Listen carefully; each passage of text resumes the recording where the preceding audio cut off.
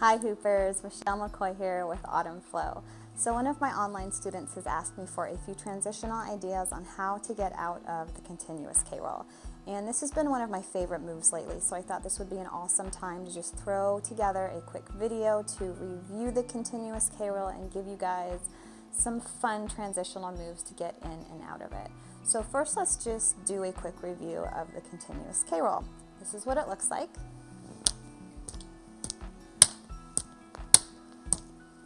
So a regular K-roll is just one release and catch, and then you continue flowing. And when you are catching the hoop with a regular K-roll, you are catching it with your other hand, the bottom of the hoop, with your palm facing up, and then going wherever you want to go from there. So the way that you catch the hoop in a continuous K-roll is really important. That's really what makes this move possible. So instead of catching it with your palm facing up, you want to catch it with the hoop going in between your middle finger and your pointer finger, like this, and this will allow you to half isolate the hoop up, bringing that hand to the top of the hoop, and then repeating it with your other hand, again in between your middle finger and your pointer finger, half isolating it, and then continuing that. So the continuous K-roll is kind of an illusion trick because it might look like the hoop is rolling from fingertip to fingertip continuously, but this move is actually more similar to an isolation or an isopop, but instead of working with the whole hoop, you're only working with half of it that's closest to your body. So a couple things to keep in mind when you're practicing this move. Slow it down until you build up some muscle memory and really understand all of the moving parts and get used to gripping the hoop in that way in between your middle finger and your pointer finger. And always keep both arms straight during this whole move. That's really, really important. Just like during an isopop, your arm needs to stay straight, straight, straight. And also always remember to keep the inside of your arms and your palms of both arms always in towards the hoop. Getting that in your mind and just constantly reminding yourself of that while you're practicing this will really help you to avoid getting tangled up and keeping more control of the hoop throughout this motion. And then when you start to feel more comfortable with the grip change and the half isolating motions to the top of the hoop, you can add in more momentum, and that will start to smooth out this move and keep the hoop level. And sometimes the hoop even just kind of bounces off the middle of my chest. If you hear a clinking sound, that's the hoop bouncing off of my zipper on my coat. But that's pretty much just a quick review of the continuous K-roll. So now let's go over some ways to transition into this move. One of my favorites is from a chest roll. And let me show that to you again a little slower. At the end of the chest roll, you're going to allow the hoop to roll in between your middle finger and your pointer finger. Straighten that arm and raise it up, allowing the hoop to drop down, and then grabbing it with your other hand to continue the move. So one more time in slow motion.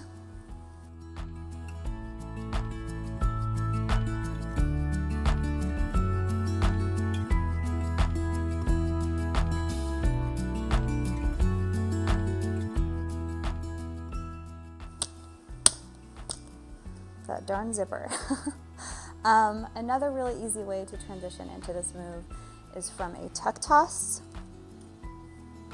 grabbing it with your dominant hand at the end of the tuck toss, and then straighten that arm up to drop the hoop, and there you go.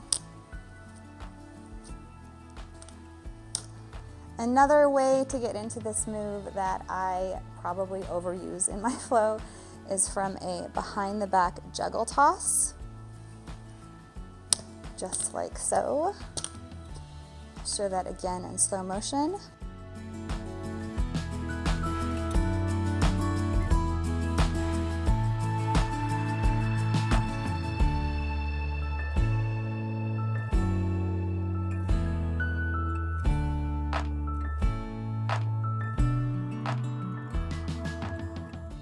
And that move is kind of hard to explain without having to fully also explain the behind the back juggle toss. So I have another tutorial for that if you don't know that fun move yet. So if you were up for a challenge, one of my new favorite ways to get into the continuous K roll is from a matrix roll.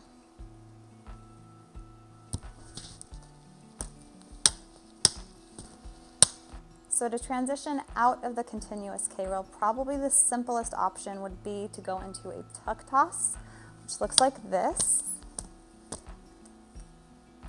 And to do that, you wait for the hoop to come into your dominant hand at the bottom of the hoop, grab it, not in between your finger and your middle finger. You want to grab it as if it's just a continuous K roll. So all of your fingers are wrapped around the bottom of the hoop. So, grab the hoop, bend at the elbow, and you could go into a weave first and then do your tuck toss. So in real time, or just go into your tuck toss without the weave. So another thing I do a lot to get out of this move is to sweep the hoop. So what that looks like.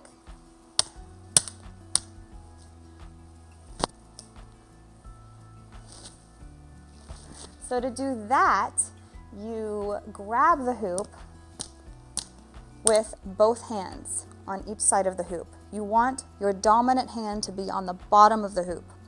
You're going to turn your body towards the front, sweep the hoop down across your body with your arms staying straight, raise the hoop up, and at this point you really want to put some momentum into the hoop so that it can smoothly transition into a chest roll.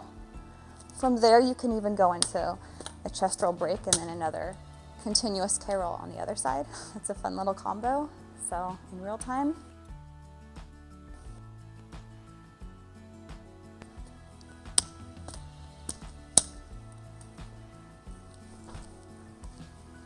So another fun way to get out of this move is to pop the hoop up and catch it. And this is definitely easier outside. I'm shooting my very first tutorial in my living room because it has been abnormally freezing here in Mountain Home, Arkansas lately. And I am so missing my hoop time outside in the fresh air and the sunshine, so hopefully it'll warm up soon. But for now, you're gonna get this nice boring view from my living room. So back to the lesson now. So in order to pull off that little pop at the end of your continuous K roll, you wanna slow down your hoop. So get a nice slow momentum going. And when your opposite hand comes to catch the hoop at the bottom, keep your palm flat and quickly pat the bottom of the hoop and then catch it however you want. And continue flowing from there. Okay, slow motion.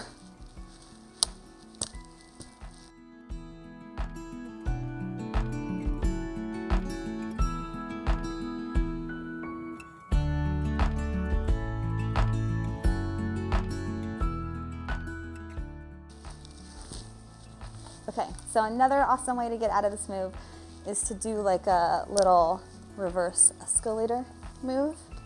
And to do that, you just wait until your dominant hand is on the bottom of the hoop, fold it up behind you, sweeping it around your arm to go into that reverse escalator. I'll do that one more time in slow motion.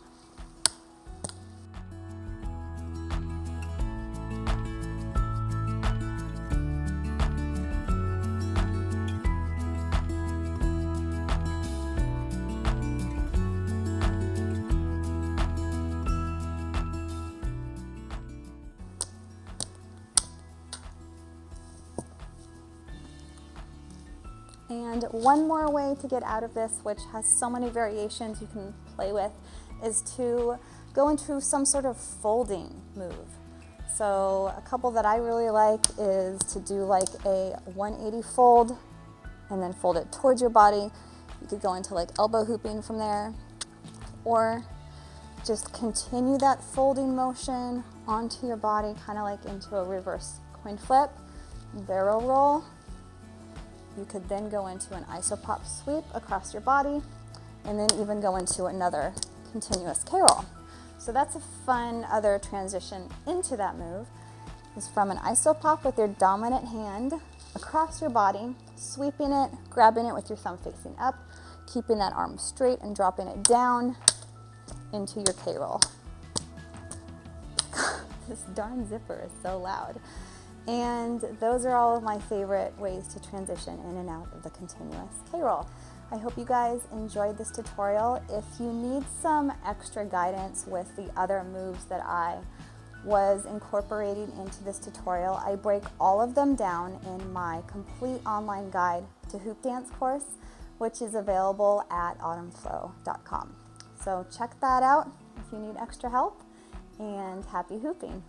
Oh, and I don't know if I mentioned this, but I am demonstrating this move with my 28-inch 5/8 HD PE hoop.